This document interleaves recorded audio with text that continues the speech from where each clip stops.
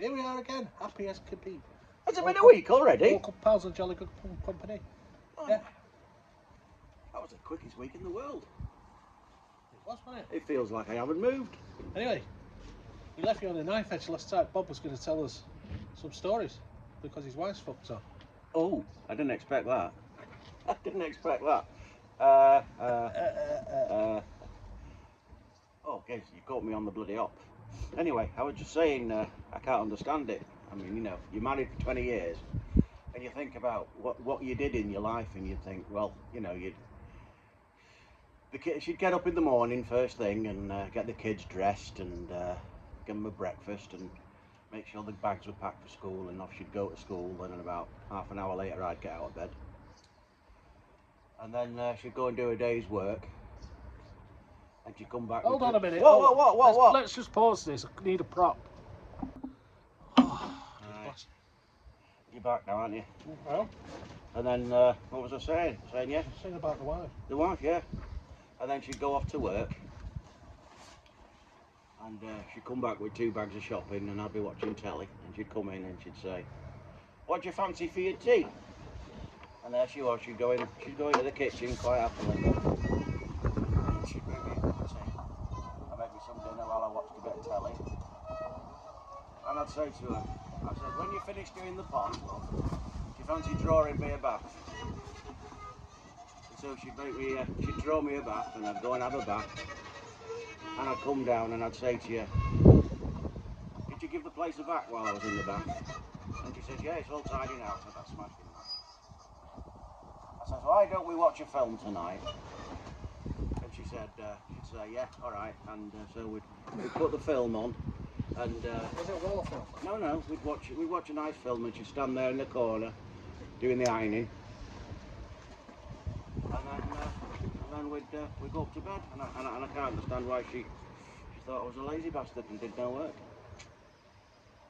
Outrageous, really. Well, you're the one that did all the work, aren't you? You started working a lot, didn't you? I know. I was only messing. You know. When you finish doing them pots, love, get me my comfy slippers, will you? Anyway, what do you think about me Nigel Kennedy moment there? Oh, is that who it was? Yeah. I thought it was John F. Kennedy, the bloody racket he made.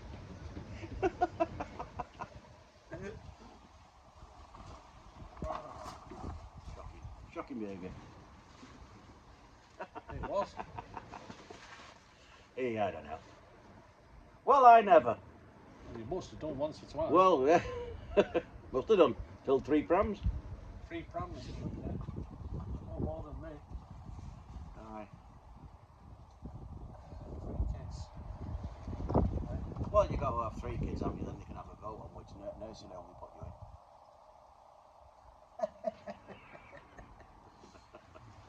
in. Nursing it. It's got to afford to. Yeah. Don't they? You do. You know, as people get older, you've got no money because of the cost of living and everything.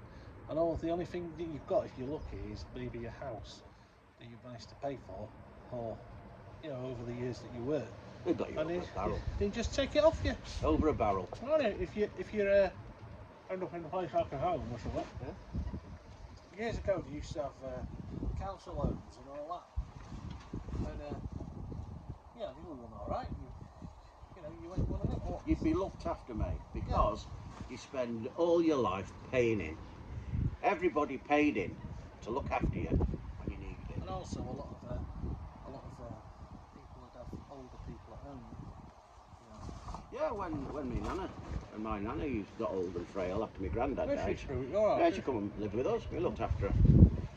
Oh, what's that wind on the phone? I remember being at this party. Were you at that party that time? Because of the old bits. You didn't cap off with him, did you? Well, no, Boat's party, the one when I was ringing the bells. Go and watch that video. Yeah, we're at this adult drummer mate years ago. His dad was a vicar. His dad was a vicar at a big church in Altrincham. And I'm not going to tell you which church because I might get into trouble. But it's years ago, you know, 35 years ago, something like that. But when his mum and dad used to go on holiday, he used to have these wildest parties you've ever seen in fucking time. Like, Shocking. you know, we used to get absolutely arseholed. And it was right in a posh area. And one night, he says, it was about 1 o'clock in the morning, he says, can I actually go and ring the bells? I said, yeah, come on then. I think I told you this story. So we were ringing the bell in the middle of the night. But what I can remember was, there was all sorts going on. There's all these idiots doing flipping drugs. These people glue sniffing. We're just getting pissed. Well, they always used to stick together, some didn't they? birds there, obviously. Yeah, yeah.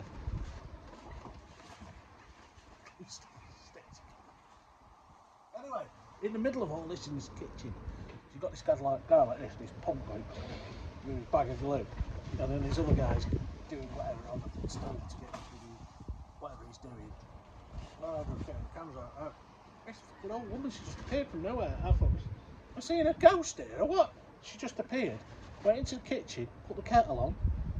I bet you bought her a drink, and didn't she you? was like this. I love what you're doing Looking tonight. at that, made herself a brew. And what about? I said, just seen an old woman in it. And he says, oh yeah, it's my grandma. And it's all right. She's a bit nutty. Yeah, she's staying. She's upset. She's half deaf. And it's flipping. Look, would you have a wild party with your grandma upstairs? It was chaos. What a laugh. All that in the house of the Lord. My God, it's wonder it never got struck by lightning. All that debauchery. Come on, Harry. Folks' parties, they were legendary, Oh weren't yeah. they? Folks' He parties. was a legend. He was. Wonder whatever became of him. Well, mates with him. Yeah, I know, but he seemed to disappear. I've not heard from him for ages. He did looks after cars and that. Yeah. But Yeah. So I went to a wedding, a friend of Ruth's, a few years ago. Right. And what's it to reception? And there he was. I said, what are you doing here? He said, what are you doing here? Do you know something? What? All my life I've called him Boke. And I christened him Boke. And what's his bloody name? I don't know his proper name. Andrew Roberts. Is that his real name? Andrew Roberts. Andrew Roberts. All these years called him Boke. And Boke because he was sick. Years ago, we had this other party, and he was sick. And Boke is isn't it? So he's still called Boke. Now it's like I'm called Gizmo. That was a nickname from years ago. Bob used to be called Bidmo. I always remember when Bidman Bob. he used to call me Dennis. Dennis, yeah, it's written on the Bidman magazine. Dennis. You don't often get nicknames when your name's Bob. No, of course, Bob's a good name, isn't it? Bob. Hey, Bob. Bob a job. Bob. It used to be Bob, Giz, Baz, Snapper. Yeah, Snapper, Adge, James, Boke, Cavey. Nobody called each other That was by weird, proper isn't it? names. Adge, he's a vicar now. He was one of my best mates. Who's playing the band with him, and we were about 17. We were having a smoke outside his house, and the house next door, there was this little girl. She was only about 4. She was throwing the ball. She threw the ball over, and we threw the ball back to her, and all this. Alright. Turns out, and then he went off to university. He did what he did. The years rolled by. Years rolled by. And he turns out, he said to me, do you remember that little girl that used to throw the ball at? So he was staying with his uncle who used to live next door. He said, yeah. He says, she's my wife now. Hey, how about that? It's a bit strange, isn't it? Hey? Well, what's the age gap there? Must be about 10-year age gap. It's a long, yeah. Yeah. 12 years. Yeah. No, I think it's about 11 years. Okay. What to get on. Yeah. Yeah. And she's Sorry, still, if you're watching this, I'm not. Yeah. Just. well, she's still playing with his balls. He's alright. Yeah, he was all right. Good luck. He disappeared. I lost track of him after school. You kept in touch with him, didn't you? Well, not really, no. Didn't really. He found me by accident because he lives up this end, North Manchester, and he was looking for guitar teacher. So he found me online and started laughing.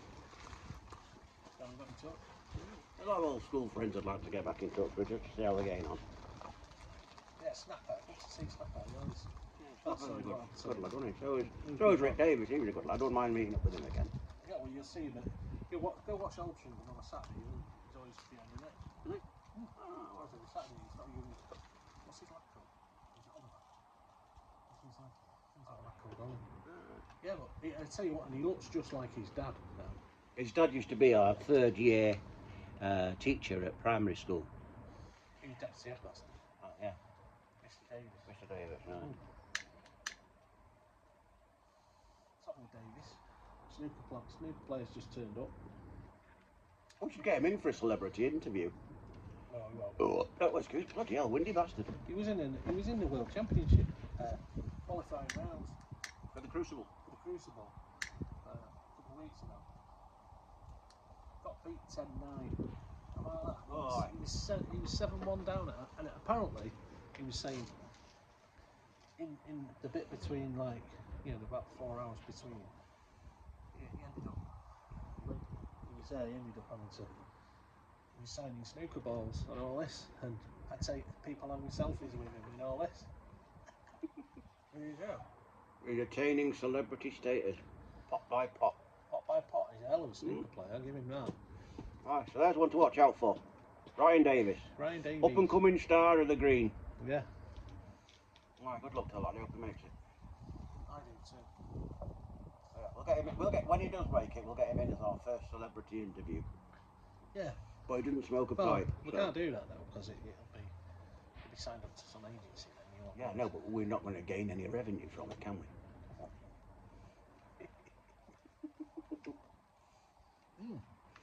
Would you mind if we turn the camera off now, Giz? Because I feel like I need to break wind. to.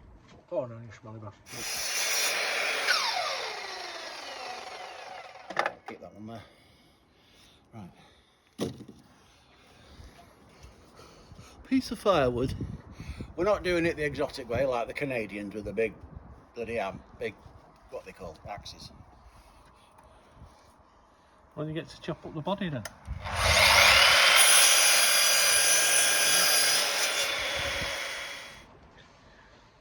This is a little add-on. Little add-on. As you can just see, because I videoed him, Bob has been kindly